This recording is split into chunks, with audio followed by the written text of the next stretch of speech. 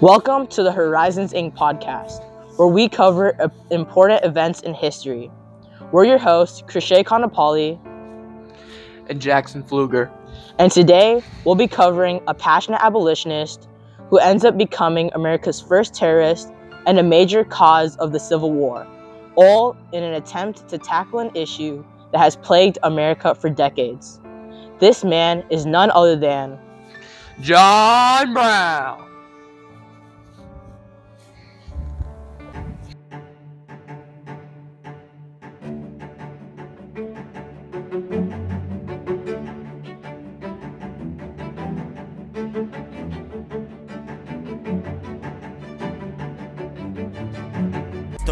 Now, I think a good question to ask is, how did Brown's childhood influence his future actions? To answer this question, you have to look back to when he was a kid. On May 9th of the year 1800, John Brown was born to a devout Puritan family that firmly opposed slavery. When he was 5, his family moved to Hudson, Ohio, where he grew up surrounded by people who strongly despised slavery. When we look back at how Brown was raised, you can start to form a picture of why he ends up doing what he did. Growing up in this anti-slave environment clearly had an impact on his views of the world and politics. Now let us investigate further into how Brown's childhood affected his early adult life. Well, believe it or not, the majority of his life was mostly insignificant. In fact, it was only the last 5 years of his life that he would end up doing anything particularly noteworthy. He had little education and wanted to be a clergyman, but ended up failing school. By 20, he was married and a foreman in his father's tannery, overall having a stable life. He had 2 wives, the first of which died of a fever, and around 20 children combined. Brown ends up running many businesses too, though. Most of them end up bankrupt. He also has a multitude of lawsuits against him, which causes Brown to lose everything he has. Overall, before the year 1854, John Brown has lived a pretty bad life with failed businesses and debt. The question is, how does someone who has lived such a miserable life suddenly turn into America's first terrorist and end up killing around 12 people? Go. What wasn't actually a sudden switch. Throughout his life, he started to realize that the abolitionist movement was lacking in progress and the government lacked intervention in the expansion of slavery. Along with this, he was inspired by the Nat Turner Rebellion, the bloodiest slave revolt of its time. As a result, he starts to believe that the only way to fight against slavery and make a change is through violent action.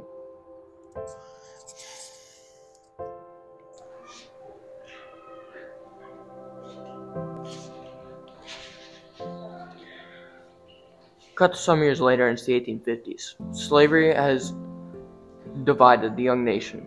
The country is split between abolitionists and pro-slavery supporters.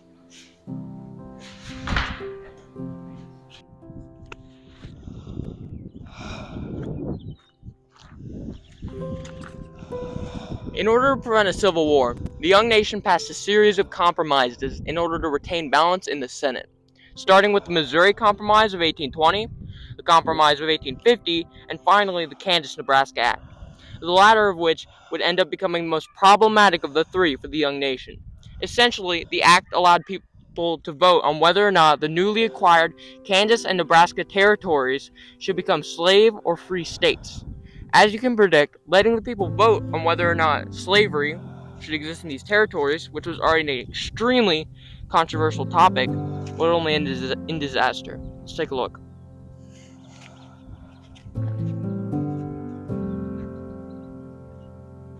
The Kansas-Nebraska Act only causes more divide and political violence. Both sides are willing to do anything in order to achieve their desired outcome.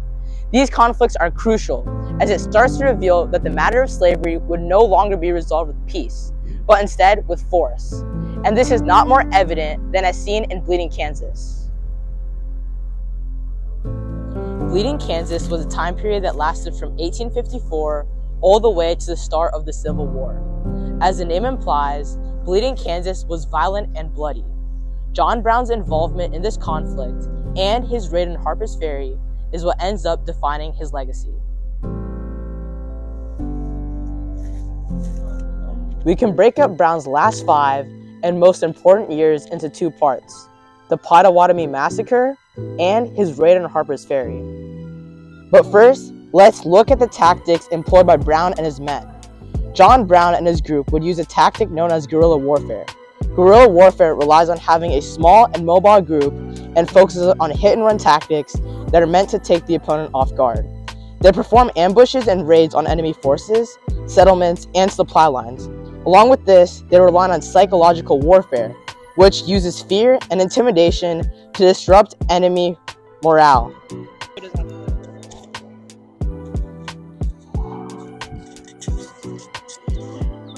On May 24th, 1856, with the help of his 4 sons, son-in-law, and 2 other men, Brown would lead a raid along Pottawatomie Creek.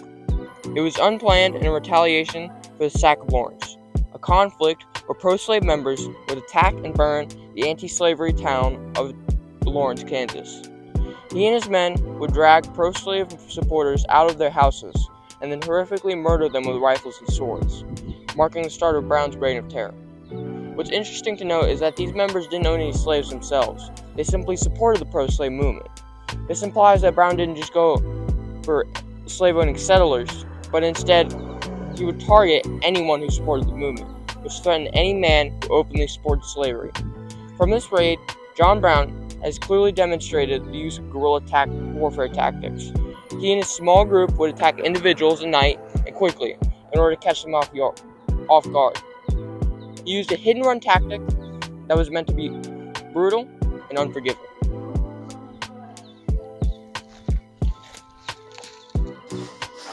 As a result of the Pottawatomie Massacre, Brown would become a fugitive. He would travel to New England and garner support from wealthy abolitionists known as the Secret Six. These people would provide John Brown with the funding and weapons for his most ambitious plan yet. And so on October 16, 1859, Brown and his group of 21 people, which included both black and white abolitionists, would conduct a raid on the Harper's Ferry Arsenal in Virginia. Their goal was to seize weapons, arm the enslaved people, and then start a widespread slave rebellion.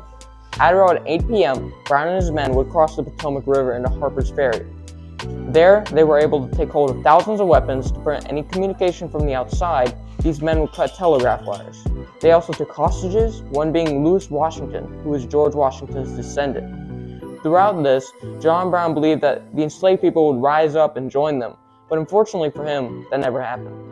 By morning, the local militiamen and armed town people surrounded Brown and his men. They were forced to retreat to a firehouse, which would later be named John Brown's Fort.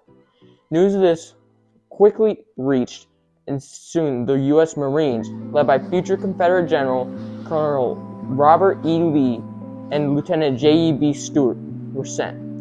Lieutenant Stuart would end up approaching Brown under a white flag, demanding him to surrender, but he refused. They smashed the door down, and the abolitionists were beaten until unconscious. Here are the numbers. In the end, 10 of Brown's men were killed, including 2 of his sons, but 5 were able to escape, which included one of Brown's sons. 7 were captured, including Brown, in Charlestown, Virginia. John Brown was tried and convicted of treason, murder, and inciting a slave rebellion. And so on December 2nd, 1859, he was hanged, putting an end to his violence.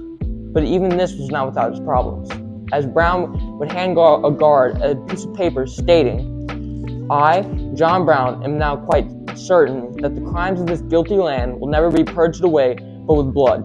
I had, as I now think, vainly flattered myself without very much bloodshed it might be done."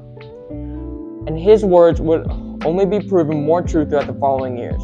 The Civil War was and still remains the bloodiest war America has ever fought, with up to 750,000 casualties, which would mean that more Americans would die in this war than every other war America has fought from the Revolutionary War to today combined.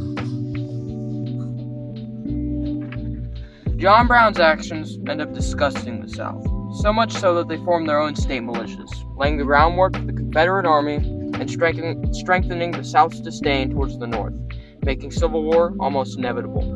When we look back at Brown's life, we see a man desperate to end a conflict that has plagued America for decades.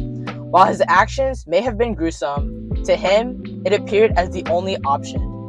And he may have been right as well, as only a couple years later, in part of John Brown's actions, the Civil War would begin. killing 250,000 Americans in order to put an end to what has divided America for so long. Slavery. Action. Now, I think a good question to ask is, how did Brown... I messed it up. I still got shocked.